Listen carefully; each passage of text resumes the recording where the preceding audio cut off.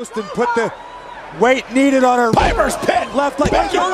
Shoulders down. Shoulders down. They did it. Like the video, subscribe to the channel, and turn on those notifications. And once you're done, leave a comment down below and I just might end up responding. March 29th, 2015, WrestleMania 31, a fairly well-remembered show featuring Rusev on a tank, the greatest RKO of all time, and the heist of the century when Seth Rollins cashed in on the main event matchup.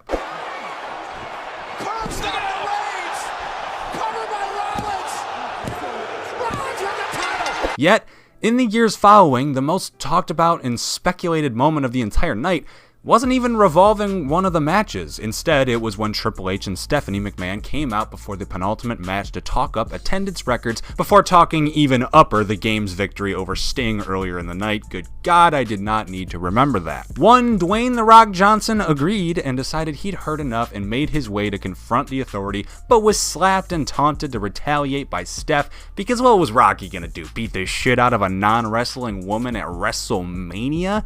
So, The Rock did what any sane man would do, and he brought out his backup, the true talk of Mania 31, Ronda Rousey. And that is the biggest WrestleMania moment of the night. It's The Rock and Ronda Rousey laying the smackdown on your candy asses. By this point of early 2015, Ronda Rousey already had 5 UFC main event or co-main events under her belt, with each of those nights ending in victory for the then UFC Women's Bantamweight Championship. She was also that title's inaugural champion, winning it all the way back in December of 2012, and was still said champion heading into this WrestleMania appearance. You are a real representative of women's athletics. You're a true champion. Congratulations. It's an honor to call your first fight. To many people outside of the pro wrestling landscape, this was absurd. Why is the baddest woman on the planet, the most physically dominant fighter seen in years, stepping into a WWE ring? Isn't that stuff fake? Wait a second. Something's not right here. You were just making it look like you were playing. You're a phony. Hey, this guy's a great big phony. Pro wrestling? Why would a legitimate fighter want to downgrade to that baby crap? Well, the people asking must have never noticed her Rowdy nickname was an homage, because in truth, Ronda had been a massive professional wrestling fan since her childhood days. This appearance sparked a lot of discussion over Ronda crossing into the world of professional wrestling for good, but over 3.5 years later, and the new Rowdy one still hadn't even stepped back through the door. That is, of course, until the Women's Rumble. The rumors are true. Ronda Rousey is here. The 2018 Royal Rumble, a pay-per-view already stacked with a Nakamura Rumble win, Rollins tag teaming alongside Jason Jordan, and the goddamn Hurricane making his return, really didn't need to make more waves than the ones I just read. Oh, bless you, Shane Helms. But they flexed anyways, giving the women their first ever Royal Rumble. While Asuka would be the last woman standing, she wouldn't be the only person in the ring come the show's closing moments, as Asuka's historic win would find itself slightly overshadowed by the debut of the Rowdy one, Ronda Rousey. Coming out to the Freaks and Geeks theme song, Ronda walked up to Asuka before awkwardly pointing towards the WrestleMania sign, a bit ironic since Charlotte was also in the ring and Ronda happened to be staring down the person she wouldn't be fighting at WrestleMania, but whatever, I digress. Wrong Mania anyways, as Ronda wouldn't be making her in-ring debut for a good while. At Elimination Chamber, Ronda put her name on the dotted and signed her soul away to Monday Nights, officially joining the Raw brand, but not before getting a chuck on Triple H through a table because lol.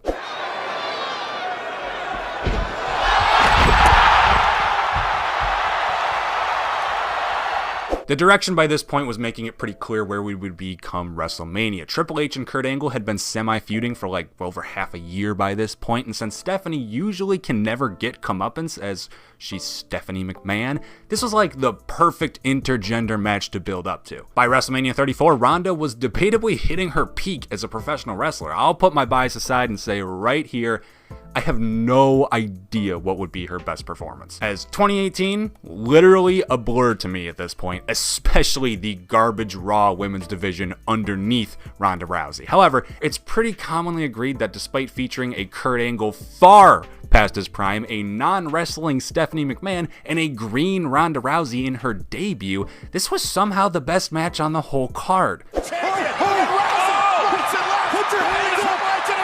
Get your hands up, boss! Rousey unloading on Triple H! Perhaps it was the pairing with Kurt Angle, a similar drifter from a much realer form of fight whose rookie year showed a near unbelievable amount of potential and adaptability. Perhaps it was the fact that Triple H was involved. Who knows? Whatever it was nearly perfect for what the match wanted to accomplish, which for the most part was presenting Ronda Rousey as a badass. And she'd continue that on into May too, as the Raw Women's Champion Nia Jax called Ronda out before Rousey could even make a challenge herself. Ronda understandably accepted and headed into Money in the Bank with gold on her mind. Well, more rose gold, but you get it. Unfortunately, the prior champ Alexa Bliss, who dropped the belt to Nia Jax at WrestleMania but just won the Money in the Bank contract earlier in the night, had other plans and decided to enter her name to the list of Night of Win cash-ins.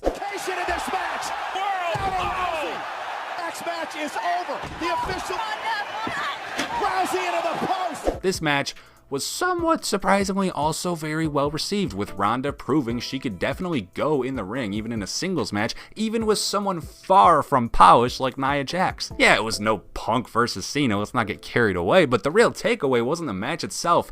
It was Ronda, because this might have been the first time in history where the biggest thing WWE had under its belt didn't have something hanging under its belt. Genital joke. No, for real, the crowd was hot for Rousey, and she proved her star power tenfold by the end of the night without even winning the championship. Ronda was obviously going to win that Raw Women's belt eventually, and decided sooner rather the contrary, as SummerSlam saw Rousey completely squash and quickly tap out the new champ Alexa Bliss.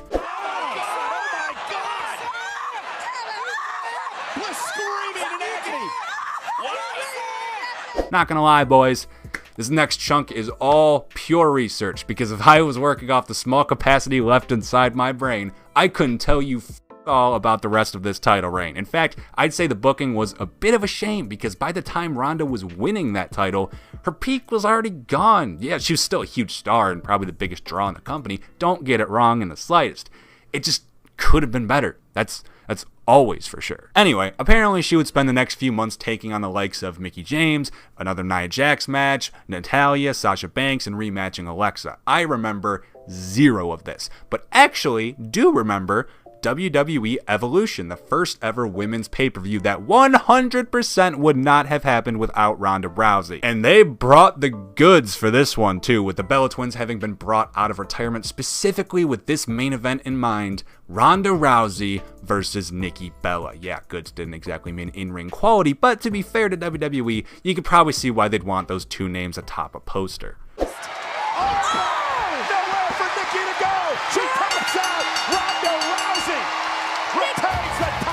An important factor to the Ronda Rousey story is Becky Lynch. While Ronda was busy squashing Alexa at SummerSlam, Becky was busy turning heel and finally letting loose and letting out her frustrations all over Charlotte Flair. Becky's character would slowly be tweaked into perfection. The heel run was really not a great idea, but she slowly turned tweener, now known as The Man, almost perfectly in time for November, Survivor Series month. And with Ronda heading up Raw and this new bold, brash Becky Lynch heading up SmackDown, one of the hottest potential cards WWE had to play was about to hit the table. Unfortunately for the time, Becky found herself concussed and out of the match thanks to Nia Jax. A blessing in disguise though.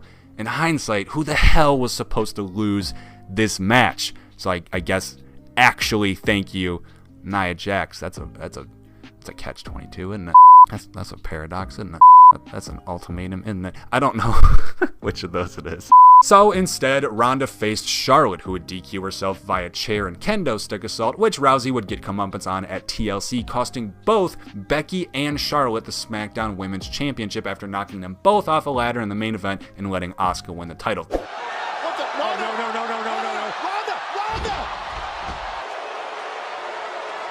Charlotte Flair and Becky. This would ultimately set up WrestleMania 35's main event. The realistic peak, maybe not for Rousey, more so for Becky, but this is the first ever main event for the females in Mania history. The triple threat saw Ronda Rousey walk in with the Raw belt, Becky Lynch walk in with the SmackDown belt, and Charlotte Flair walk in with eyes on each. But ultimately, it would be Becky Lynch walking out with the straps. Post and put the weight needed on her. Piper's pit, left leg, shoulders down, They did it! And, well, if you didn't consider any of the potential stagnation throughout her title reign in the latter half of 2018 as the start of the fall, it might look like Ronda just sort of falls off a cliff afterwards, because still to this day, that is the last we have seen of her on WWE programming. She's popped up on the YouTube a few times. She is a regular on Total Divas now, if that counts as WWE programming, but you know what I mean. Comparing her 2018 as the top star to her 2019 as a reality star, I mean, come on. I can't tell you how much it means to me to have, like, suddenly this, like, whole family out of nowhere. And that was the rise and fall of one Ronda Rowdy Rousey. That's not her name. Rowdy Ronda Rousey. How about that? Let us know in the comments down below how stupid I am. Let us know in the description. Wait, you can't do that. I'm falling apart. When it's not just a simple, those are the 10, whatever. I don't have it in my memory. Now the goddamn laundry's going off. This is falling apart. No one watches the outros anyway. Yeah, that'll do. Thanks for watching.